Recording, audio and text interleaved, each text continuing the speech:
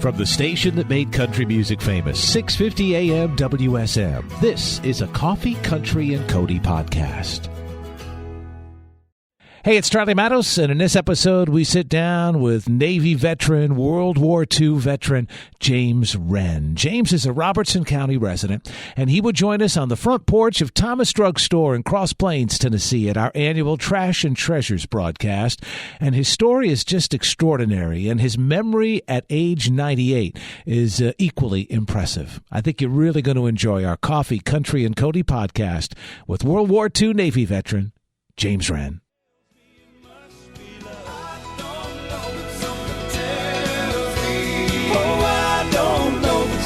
Tells me it must be love.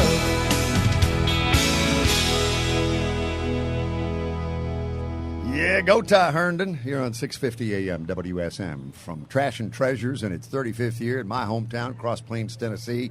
A hot and humid afternoon, but this is what we expect, honestly, from year to year. It's not raining, so if you don't have plans or you're actually making plans to get here at some point today, I-65, exit 112, and just follow the signs from the interstate into Cross Plains. It won't take you long to realize, hey, something's going on in this town today. But one of the great characters in this community, the Cross Plains Orlinda community, is James F. Wren, and he is my special guest right now. And Dan Green here at Thomas Drug Store, he and his wife Debbie, of course, they're so gracious to host us every year. And another character in this community, Kenny Swan, recently sat down with Mr. Wren. James F. Wren, what a story you are at age 98. Yes. Yep. Dan Green said you got the best garden in Orlinda. Is that true? That's right. Yeah? That's right. What'd you put in the garden this year? I wish I had a little water to put on it. But there's no water. I'm looking for something this weekend, though. Yeah, yes, they're talking about rain tomorrow. Yeah. So what's your specialty? Tomatoes, okra, squash? Well, I got them all. Yeah. I really do. Peas, squash. Virginia had me to plant some pumpkins this year. Oh, yeah? So I've got 2 pumpkins. I looked them up this morning. I don't know what she's going to do with them, but anyway. She's going to make a jack-o'-lantern for the front porch, I guess. Well, I want to talk about the reason we wanted you to stop by. We approached the 4th of July. We wanted to talk about your extraordinary military career in World War II, because there are not many of you left. That's right. From World War II. Yes, My father right. and Charlie Matos, who's here today, both our fathers were World War II. Used to, when I would go to meetings, any kind of meetings, there was so many of us that, you didn't even notice. Uh-huh. But in the last few years, I've noticed that instead of being 8 or 10, we've dropped down to about 2. Mm-hmm. And the last 2 years that I've been in different places, 2 has been it. Wow. Well, tell me, if you would, about your service, how you went into the service as a young boy from Georgia, as I understand it, and served in the Navy, correct? I could make it a short story on it, because on December the 7th, Pearl Harbor Day, we was in Jacksonville, Florida, to see my brother, which was in the Navy. And at that time, I was 17. Well, when the war broke out, I wanted to get in right away, but my father says, you got to wait till the fall on account of what we got to do on the farm. Okay. So I waited till November. So I went in the Navy in November 1942, because 41 was already, come and gone. So anyway, from 42 all the way to 46, I stayed in the Navy. And my first invasion was a long time ago. When you get to thinking about it, it was July the 10th, 1943.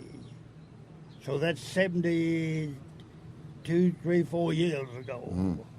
But anyway, that takes a lot of time and one thing another. But when we got through, we was in North Africa with Patton's Third Army, and we got the Germans settled down, and captured them that we wanted. Then we moved to Sicily on July the 10th. So as I come back to the United States, we brought back 800 of Rommel's army and put them off on Staten Island, New York. All right. Then we got another ship, the Fremont. It was a brand new ship. We went through the Panama Canal and went to the Pacific. So that put me in both. So you were in the European and I Pacific was in theaters. both theaters. And you're 18, 19, 20 years old. That's right. That's right. What was the closest call you ever had? I understand you were on a Higgins boat, the boat that won the war. Well, the closest I reckon that when the German plane come at me, and I just happened to cut my iron back, see if when he released the bomb, I whirled the boat, and he missed me about 8 feet.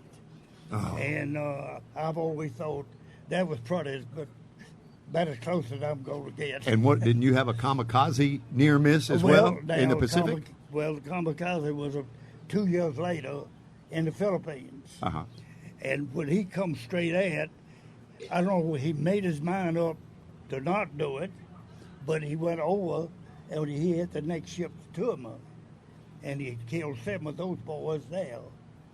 And the worst day was the next 2 days that they buried them boys at sea. And that always upset me. So anyway, because I could see myself, if he hadn't have done what he done, Then that would have been you. that would have been me going in. Now, and tell me about the boat that won the war, the Higgins boat, where you were in charge on your particular boat. Like in Sicily, out of 36 boats, we only brought back 3 boats, so you could see we were taking a beating. Oh, my. All right, a lot of your invasions, you lost a lot of your boats. And I remember we would go from Guam back into Pearl Harbor and pick up new boats when we would pick up, need them. Mm-hmm. At Higgins Field, I believe it was the name of the one there. But people will know the Higgins boat if they've ever seen the movie D-Day. It's the one that you That's actually right. pull the latch That's right. and the tongue, if you will, drops down. Yep. And then I the could sailors carry- and soldiers exit from there. I could carry about 31 or 2, and it was 36 feet long, and I could carry a jeep and a trailer of 8 soldiers, or Marines, and I was the one that done the latches on them ramps, because they would not let us run up, Right. because they wouldn't let you run with the clamps up. Because if the doors went down with you speed, you would drown them all. Oh, okay. So they made you had to hit land before they let you up door. So I would be the one that walked the gondola 7.5 inches wide, all the way up to the bow, and unlatch those ramps so that gates would go down and let them out. And you were never wounded during any of these experiences? No, never got scratched. What a life I you was have in lived. 7 battles and I never got scratched. Thank you for sharing your story with the world on WSM Okay, today. all right. But anyway, I'm still here, and I blame, and I still say, the good Lord had his hand on me. Because I think times that he go keep me out of this. But anyway, I did make it out of it, and I'd say that had a lot to do with it, or all of it to do with it, for I'm concerned. Now, a lot of people, they think, look. Yeah. Well, luck ain't always luck. I think that's a perfect philosophy. Mr. James Wren, Virginia, thank you. And to your husband, Robin, we appreciate you coming by and sharing your story today. And I'll be by to get some okra here before too long, all right? Well, okay. Okay. Coffee Country and Cody from Cross Plains and Trash and Treasures, and some of the incredible people you will meet when you visit my hometown. Back after a break. Thanks for listening to our Coffee, Country, and Cody podcast. Our program director at WSM Radio is J. Patrick Tittle. Our digital producer is Haley Hall. Marketing and promotions director is Amanda Cannon. And I'm Charlie Matos. If you like what you've heard, make sure you subscribe so you never miss an episode. And leave us a review on iTunes. It really does help new people find the show.